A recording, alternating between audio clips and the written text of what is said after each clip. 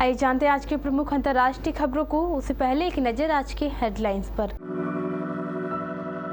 Rishikesh AIIMS में भर्ती श्रमिक कब जाएंगे अपने घर, कैसी है तबीयत, सामने आया बड़ा अपडेट।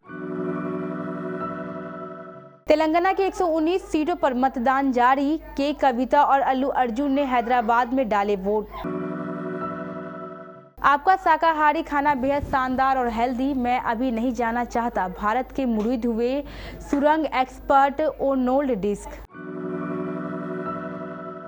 अंजू अपने 2 बच्चों को लेकर पाकिस्तान जाएगी या अकेली, दूसरे पति नसरुल्लाह ने उगल दिया पूरा प्लान। सीज फायर के आखिरी दिन हमास ने 16 बंधक इजराइल को सौंपे। एक बार आकर इजराइल की क्रूरता देखे, हमास ने एलन मस्क को गाजा आने का दिया न्योता। रणदीप हुड्डा ने पत्नी लिन सेनराम के साथ शेयर की शादी की 5 तस्वीरें। चौथी तस्वीर देख फैंस बोले, स्कूल टाइम में यूं ही नहीं थे क्रश। सैम बहादुर की स्क्रीनिंग पर रेखा ने विकी कौशल के पोस्टर के सामने किया कुछ ऐसा जिसे देखकर लोग बोले वाह।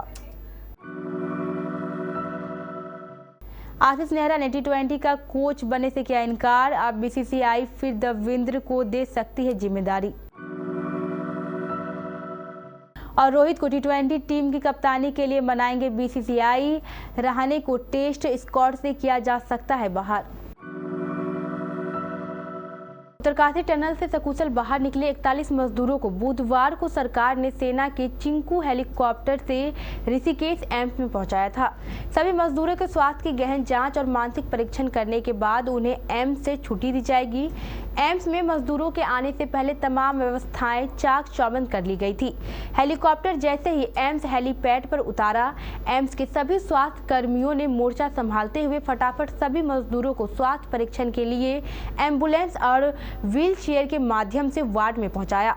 डॉक्टरों की टीम ने सभी मजदूरों से एक एक कर बातचीत की। फिलहाल डॉक्टरों की टीम का निष्कर्ष यही निकला है कि टनल से बाहर निकालने के बाद सभी मजदूर खुश और फिट दिखाई दे रहे हैं, लेकिन किसी भी प्रकार की लापरवाही ना हो, इसीलिए उनके तमाम प्रकार के ब्लड सैंपल जांच के लिए लिए जा रहे हैं। दक्षिणी राज्य तेलंगाना में आज विधानसभा चुनाव के लिए वोट डाले जा रहे हैं। विधानसभा की सभी 119 सीटों पर सुबह 7 बजे से वोटिंग शुरू हो गई है, जो शाम 6 बजे तक चलेगी। राज्य में 3 करोड़ 26 लाख से अधिक मतदाता अपने मताधिकार का प्रयोग करेंगे। मुख्यमंत्री केसीआर की नज़र जहां लगातार तीसरी बार राज्य की सत्ता में वापसी करने पर होगी, तो वहीं कांग्रेस और बीजेपी किसी तरह से उन्हें रोकने की कोशिश कर रही है। बीआरएस नेता के कविता ने हैदराबाद में अपने मताधिकार का प्रयोग किया। वहीं फिल्म अभिनेता अल्लू अर्जुन ने भी हैदराबाद के जुबली हिल्स में वोट डाला। इस दौरान अल्लू अर्जुन कतार में खड़े हुए नजर आए। उत्तरकाशी में सिलक्यारा सुरंग में 41 मजदूरों को सकुशल निकालने में अहम भूमिका निभाने वाले इंटरनेशनल टनलिंग एक्सपर्ट अर्नोल्ड डिस्क ने भारतीय खान पान की जमकर तारीफ की है। प्रोफेसर डिस्क का कहना है कि वह अभी अपने घर नहीं जाना चाहते हैं। ऑस्ट्रेलिया के रहने वाले इंटरनेशनल टनलिंग एक्सपर्ट अर्नोल्ड डिस्क ने भारत के लोगों से कहा, आपका खाना शानदार है, भारत का शाकाहारी भोजन बहुत शानदार और स्वास्थ्यवर्धक है, मैं अभी वापस नहीं जाना चाहता। बता दें कि 12 नवंबर की सुबह सिलक्यारा टनल में फंसे 41 मजदूरों को बचाने के लिए रेस्क्यू ऑपरेशन जोरों पर जारी था।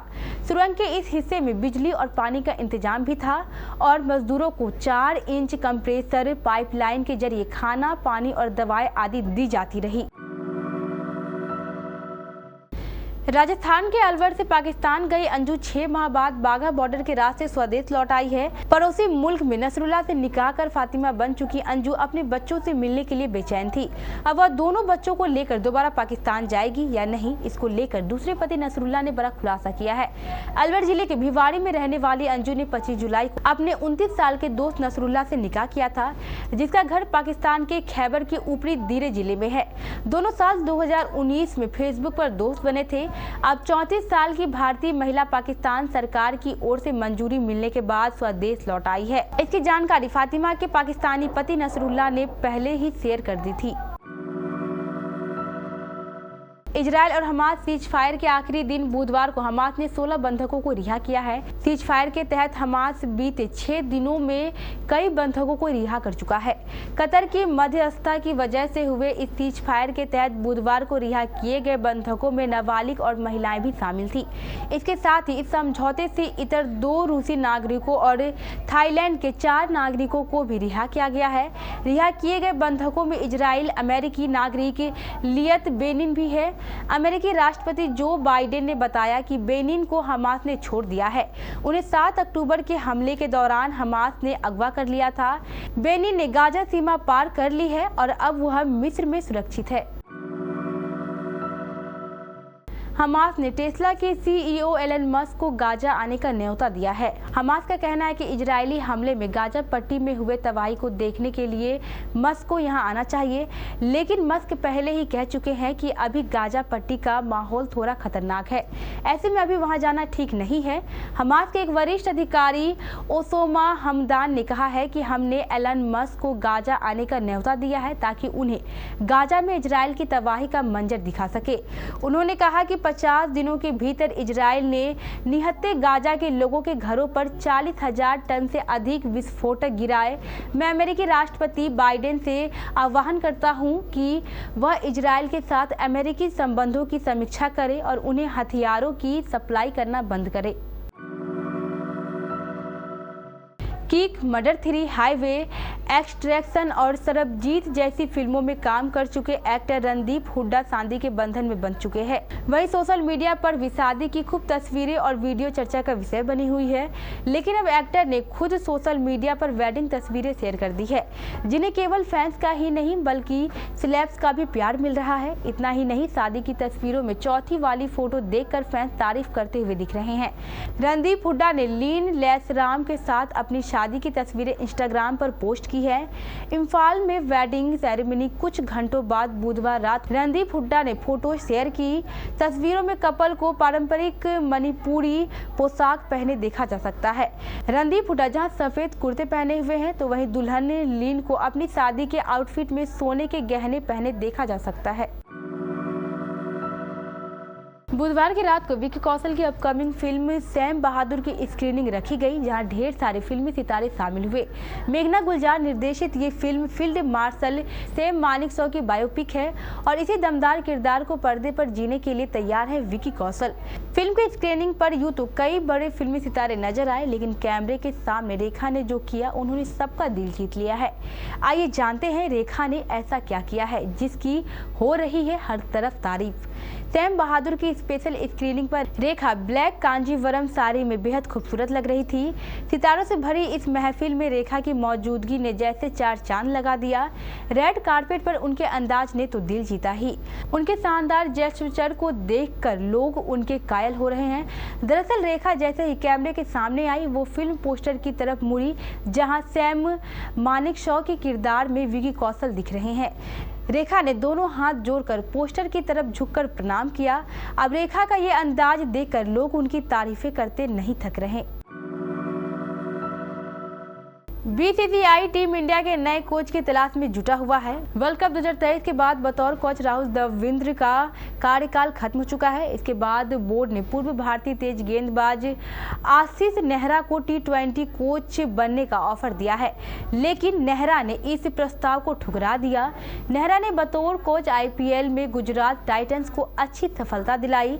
गुजरात ने अपने पहले ही सीजन में 2022 में इंडियन प्रीमियर लीग का खिताब जीता है, फिर 2023 में 3 रनर अप रही। नेहरा के इनकार के बाद एक बार फिर से राहुल द्रविड़ टीम के कोच बनाए जा सकते हैं। इंडियन एक्सप्रेस की खबर के अनुसार बीसीसीआई चाहता है कि राहुल द्रविड़ अगले साल जून में होने वाले T20 वर्ल्ड कप तक मुख्य कोच बने रहे, क्योंकि आशीष नेहरा ने T20 टीम का कोच बनने से इनकार कर दिया है। द्रविड़ दोनों फॉर्मेट में टीम को कोचिंग दे रहे हैं।